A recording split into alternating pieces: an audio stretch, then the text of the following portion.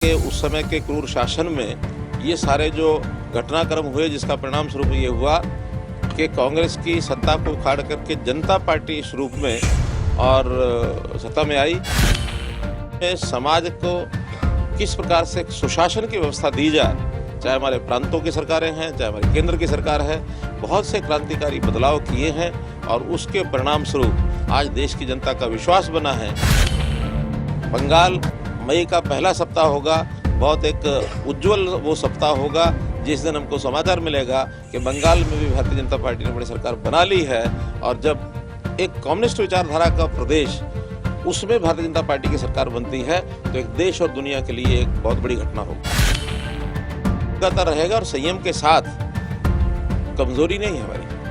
जैसे हमने पहले भी घोषणा की है, संयम आगे भी बना रहेगा, लेकिन तौर तरीके बताना ये हमारा काम है, बताएं। जब 41 साल पहले मुंबई में भारतीय जनता पार्टी की स्थापना की गई थी, उस समय का जो पहले का इतिहास है, पहले जो पार्टी भारतीय जनसंघ होती थी तो जनसंघ के रूप में 1975 तक, बल्कि 1977 तक काम किया और इमरजेंसी के दिनों में हजारों लोग आपातकाल का विरोध करने के लिए जेलों में गए। इंदिरा गांधी के उस समय के क्रूर शासन में ये सारे जो घटनाक्रम हुए, जिसका परिणाम स्वरूप ये हुआ कि कांग्रेस की सत्ता को उखाड़ करके जनता पार्टी इस रूप में और सत्ता में आई। उसमें भी जनसंघ के मूल विचार के लगभग 100 सांसद बन करके आए थे और पहली बार हमारे कुछ सांसद जो है वो केंद्रीय सरकार में मंत्री बने थे। 1980 में कुछ ऐसे कारण हुए कि जनता पार्टी टूट गई और उस समय फिर भारतीय जनता पार्टी का जो निर्माण है वो हुआ। ऐसे काल से लेकर के और लगातार आज 41 साल में बहुत शून्य से, क्योंकि एक समय ऐसा था भारतीय जनता पार्टी के मात्र 2 सांसद आए थे 1984 के अंदर, तो वहाँ से लेकर के और लगातार यात्रा करते करते आज देश में शासन के नाते से सबसे बड़ी पार्टी बन गई है। और पार्टी का अगर साइज देखते हैं तो दुनिया की सबसे बड़ी लोकतांत्रिक पार्टी। देश के कुछ हिस्से ऐसे हैं जो ऐसी विचारधाराएं जिनको हम देश हित में नहीं मानते, ऐसी विचारधाराओं के कुछ गढ़ हैं।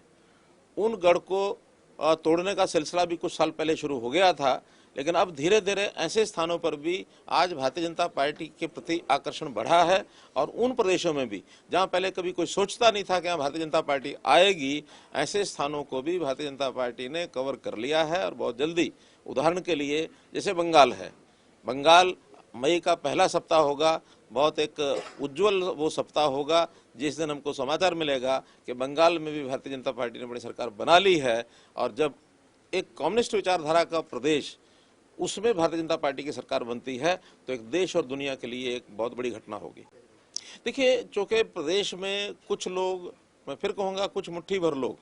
जिन्होंने इस आंदोलन को लीड किया हुआ है, मैं नहीं समझता कि बहुत बड़ी इतनी संख्या है कि जिससे जनता को प्रभावित है। लेकिन जैसे एक परिवार होता है, परिवार में भी इतने सारे सदस्य होते हैं, उसमें 1 या 2 सदस्य कभी कभी किसी कारण से कोई नाराज़गी होती है या कोई शरारती तत्व होता है या कुछ भी होता है, कुछ समय तक उसको समझाया जाता है। समझाने के बाद उसको ये विचार किया जाता है कि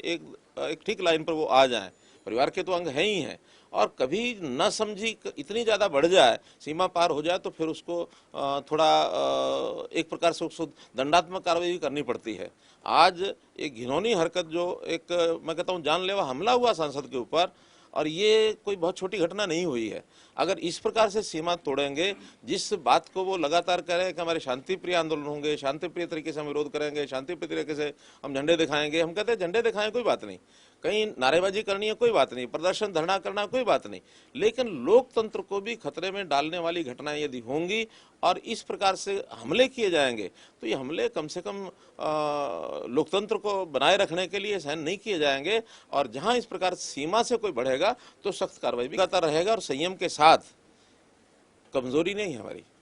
जैसे हमने पहले भी घोषणा की है, संयम आगे भी बना रहेगा, लेकिन तौर तरीके बताना ये मैं आप लोगों को, मेरे पास वो वीडियो क्लिपिंग्स आ गई हैं, वो वीडियो क्लिपिंग्स सभी चैनल्स को आज मैं भिजवा दूंगा। उसको आप लोगों को देखना चाहिए कि वहाँ जो लोग जिस प्रकार का व्यवहार कर रहे हैं, क्या वो शांतिपूर्वक था, क्या उन्होंने पुलिस के साथ झड़प नहीं की? किसान आगे बढ़कर के झड़प कर रहे हैं, और जब किसान एक सीमा से आगे झड़प करेंगे तो पुलिस को सेल्फ डिफेंस में कुछ अपनी घुड़की तो दिखानी पड़ेगी।